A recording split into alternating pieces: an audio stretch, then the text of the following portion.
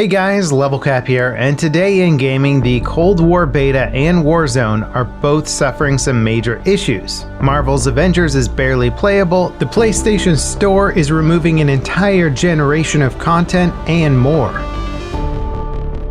The Black Ops Cold War beta is coming under fire for technical issues and the possible inclusion of supply drops when the game officially launches. The technical issues with the beta seem mostly network related. Players rubber band throughout matches, even on stable connections to the game's servers. Dying behind cover is also pretty rampant because of this, and while these issues probably stem from the incredible demand for the beta, it's still unfortunate to see them impact so many players. While there were many tweaks and changes made for the better since the game's alpha, one change in particular has been very problematic. The control scheme for vehicles now defaults to following where you aim. So if you are trying to strafe shoot an enemy, your vehicle will just go in the direction you shoot. You can change this in the settings menu, but doing so basically halves your turn speed. Basically, vehicle controls are a mess in the beta. Players are also voicing concerns about the prevalence of skill-based matchmaking in the beta. That being said, the people most likely to play a pre-order beta are also the people who play Call of Duty the most, so the general player base is probably pretty good. But many players are saying their lobbies are quickly becoming sweatfests as soon as they win a few rounds. As for those supply drops, some players are seeing messages to buy supply crates when using a mouse and keyboard on the PlayStation 4. Supply crates in past Black Ops titles have offered weapon variants with better stats than their default versions. Because supply crates are bought with real money, they're considered pay to win. That's something that the latest Modern Warfare has done an extremely good job of avoiding, so it's a shame to see Cold War taking a massive step backwards potentially. It sounds like the beta has been a rough time for many players despite the improvements made since alpha. We hope the situation improves by next week's open beta, but that seems to be a bit of a pipe dream right now. In Modern Warfare news, a new glitch was discovered that gives players infinite tactical items. This means that you could have infinite health stims and sit in the gas for an entire Warzone match without dying. Countless matches have likely already been ruined by people abusing this exploit. As of writing this, Infinity Ward are working on a fix, but it has not yet been released. Marvel's Avengers seems like it's quickly becoming the next Anthem. Technical issues and lack of endgame content, which is especially ironic given the franchise, have marred the looter shooter since launch. Right now, the game is sitting around 1,000 concurrent players on PC. That's pretty bad for what was essentially pitched as Marvel's Destiny 2 clone.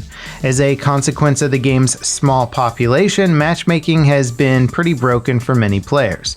To combat the downturn in popularity, the developers are adding new missions soon and new heroes in the near future. Whether or not that's enough to revive the game is anyone's guess, but right now it seems like it's barely clinging to life on PC.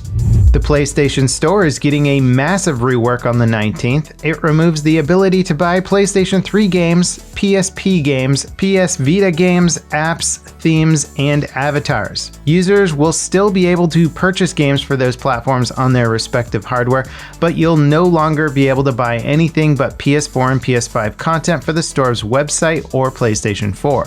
The change seems pretty dramatic, all things considered.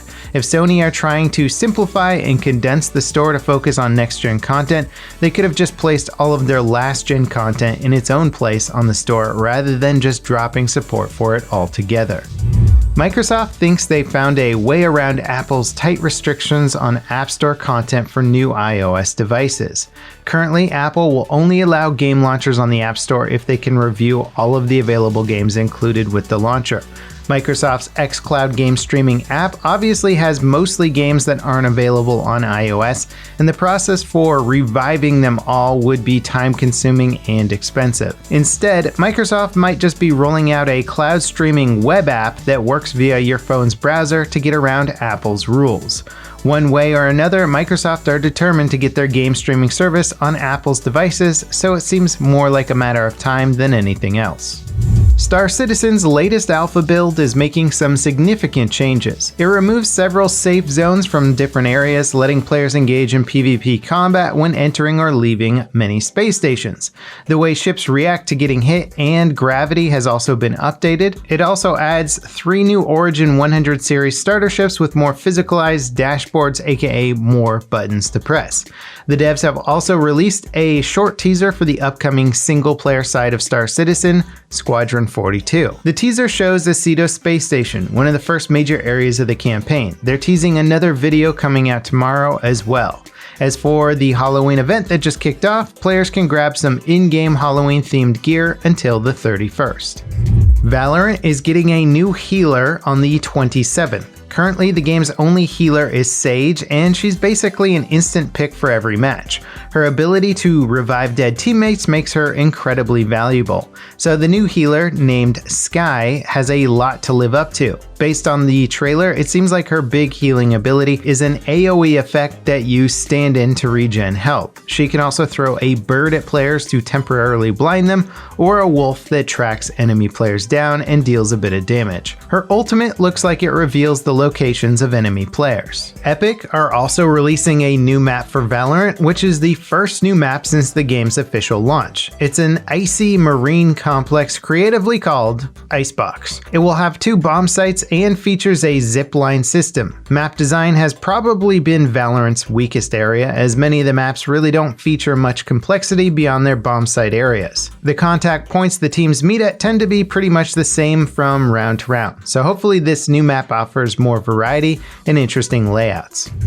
In our final story today, Destiny 2's next expansion, Beyond Light, is revamping the game's tutorial experience. It launches on November 10th and will guide players with a new NPC called Shah Han. He'll teach players about leveling up their gear, how to use their abilities and weapons, while also introducing players to the game's content and overall story. Anticipation for Beyond Light is a bit mixed. It gets rid of about half of the game's content in favor of a streamlined experience focused on its more recent expansions. And that wraps it up for today in gaming. Now, before I go, I just wanted to give a quick shout out to Luke, the winner of yesterday's Cold War beta code on Twitter. I've been posting a bit more on my Twitter lately, which I'm trying to turn into a good way to follow me for more news and things going on in the gaming world. It's certainly a good way to consume this content in an even more bite-sized manner. If you want to check it out, it's at LevelCapGaming on Twitter, and we may be updating a few other ways to follow and get gaming news from this channel.